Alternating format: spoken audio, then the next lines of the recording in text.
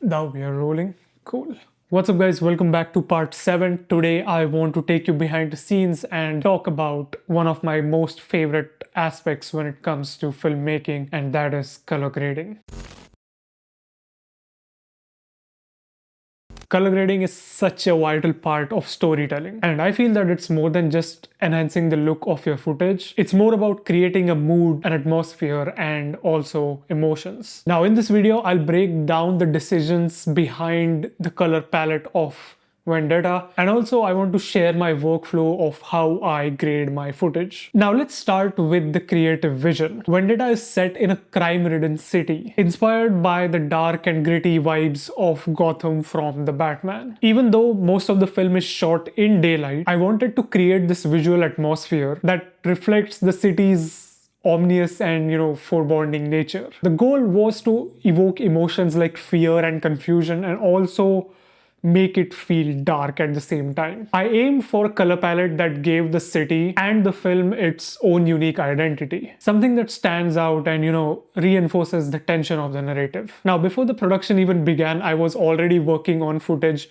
shot from a Blackmagic camera and trying out different things, and I came up with a base grade that I would apply to the entire film and then correct according to the scenes. So let's dive right into DaVinci Resolve and I'll show you what the grade is all about. Alright, so as you can see, I've opened up DaVinci Resolve to open up a completely new project. So what we are going to do is first we are going to import in some of the footage. So let's go with the park scene for this one, because it has a lot of colors and I'll be able to explain each and every single thing. So let's go with one of the dialogue shots right here.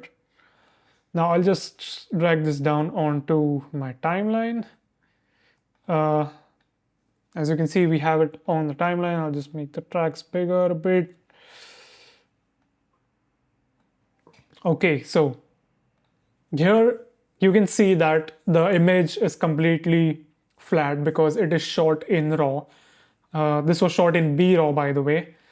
And if I go into my timeline settings and color management, we are working in the color space, which is DaVinci Wide Gamut Intermediate, and our output color space is Rec. 709 Gamma 2.4. This is how the footage looks right out of the camera. I know it does not look very pleasing to the eye because it is shot in RAW and it is shot in a flat profile, which makes sure that we get the maximum dynamic range out of the camera.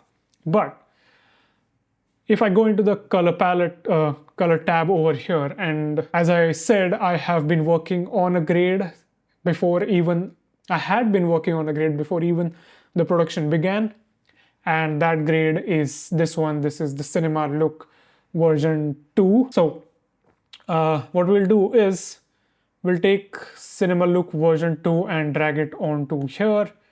I'll just close this up and close this up as well, and effects as well, and I'll show you what we have in the node tree right over here. So this is the node tree. As you can see, this is the node tree for the grade, and let's just go node by node and I'll explain what I'm doing with each node. First node, as you can see, this is the noise reduction node.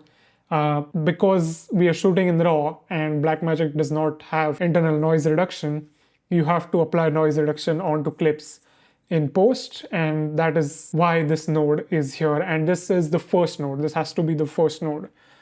After that, we go into the CST, that is color space transform. So what I'm basically doing here is I'm converting the Blackmagic film footage, which is shot in Blackmagic Design Wide Gamut Gen 4 and 5, and Blackmagic Design input gamma is Blackmagic Design Film Gen 5, and then I'm converting it into the wide color space, which is DaVinci Wide Gamut Intermediate. So this is the first color space transform that we are doing, and after that we have a node which says CC exposure. So this is basically color correction and exposure adjustments. So if I feel that, okay, so say for example that I feel like this scene is a bit underexposed. For now, this is looking absolutely fine. But say for example, if it's a bit underexposed and I want to bring up the exposure a little bit, I'll just go into the color wheels over here and I'll just turn the offset a bit high.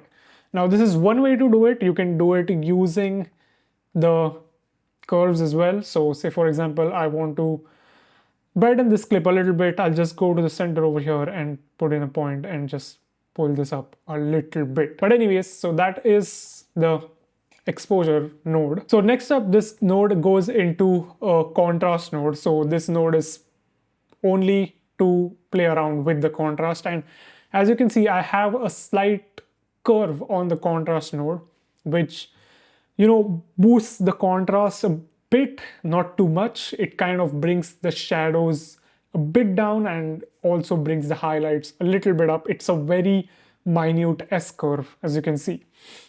If I feel I want to make a few adjustments, I'll just go and play around with these points over here, as you can see. But yeah, that is that. Now we come to the most important node, that is the film emulation film emulation node. So I'll just turn this node off and turn this node on. You guys can see the difference it makes onto the footage. So let's go on to nodes. Just bring this up a bit. So this is our film emulation node. And if I turn this off, you can see the difference it makes on the footage. Now, this node is the node that is responsible for most of the look for the film. And this particular feature was recently introduced in DaVinci Resolve Studio. This is a studio-only feature, so cannot use it on the free version of DaVinci Resolve. But this is the film emulation node. And as you can see, once I turn it off, what kind of difference it makes onto the colors of the film. So I'll explain what this node does right now. So what we are doing is basically this node, it kind of applies a film print look or a old vintage look to your footage, and you get all of these options over here to customize this look. Now, I have made changes to this film emulation node. If you just directly apply it, I'll show you. I'll just reset this node and just go into film emulation, film look creator, by the way. Yeah, this feature is called film look creator. If I just drag and drop it onto this, it looks very different to what it was before, because you have to play around with these settings as well. It's not just, drag and drop and Bob's your uncle, but you have to play around to make sure you want to get whatever you want from this node. So here you can see there's a default preset, which is 65 mm. It adds the grain and all that stuff as well.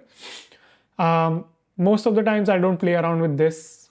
Let's just go back to our node. So we're back to the node that we have made changes to initially. So as you can see, the preset is custom. You get different presets like default 65 mm, 35 mm, cinematic, bleach bypass, and all that stuff, but I'm using custom settings, so let's just go with custom. So first up, we have color blend. This setting is responsible for only the colors, and then we have effects, which is responsible for the different effects like, vignetting, halation, grain, and all that stuff. Now, if you have not converted your footage before, like I did using this CST node, you can use the settings over here, which is called color space override. I can put in the same settings over here and override the color space, but I'm not doing that, so I will just leave this setting alone.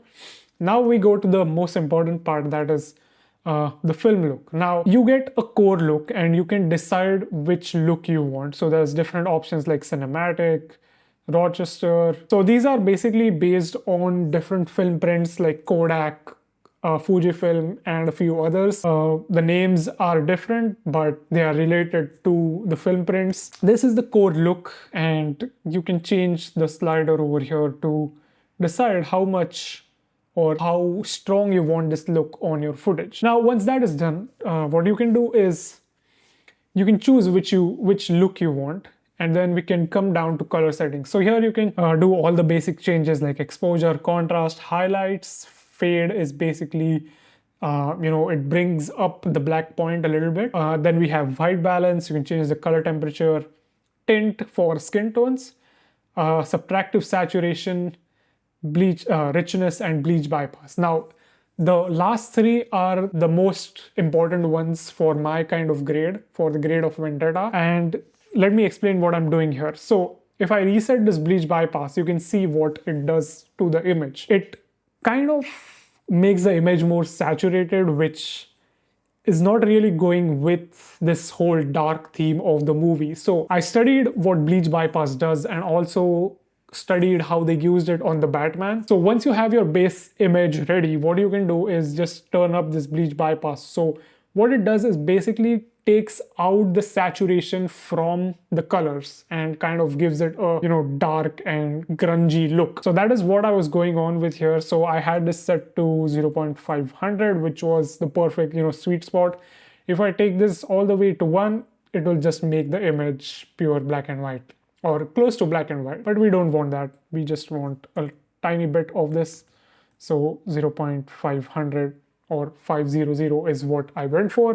Richness is a similar thing. It plays around with the colors. As you can see, as I move it all the way to the right, it makes the colors more rich.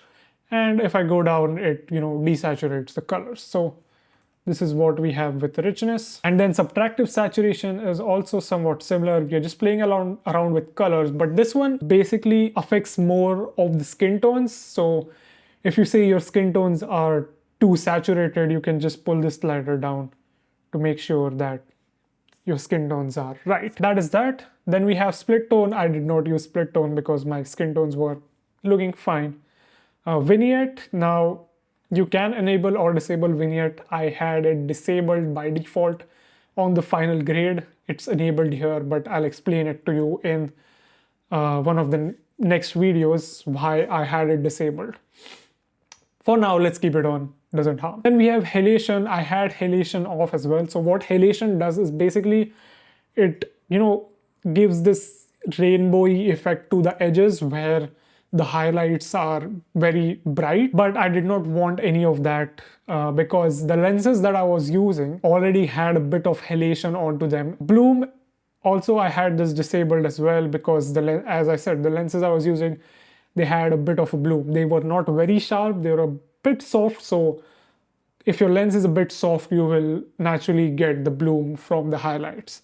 Then we had the grain. I had this disabled because I have another grain node going down, this node 3, and I'll show you that. And then global blend is basically the slider that decides how much this node is going to affect your footage. So if I turn this all the way down, you'll have 0 effect. If I turn this all the way up, it will have all the effects applied. So that was the main film emulation node, which is responsible for the entire look of Vendetta. Then we go down to color, saturation, and highlights. This node is basically, you know, working with saturation. Now this affects the entire frame, not just particular areas like the skin tones or, you know, the highlights or midtones, something like that. Then we go down to the CST2, which is the color space transform second node. So what I'm doing here is I'm converting this back into Rec 709 and Gamma 2.4. All the color changes that we did were in DaVinci Wide Gamut Intermediate because, you know, it gives you more flexibility to work with colors. That is why I was editing all the colors and giving the film look in the DaVinci Wide Gamut color space. Once you have converted into Rec 709, then this goes into adjust. Now adjust is basically final adjustments to image. So you can change the saturation, you can change the color temperature, you can change exposure,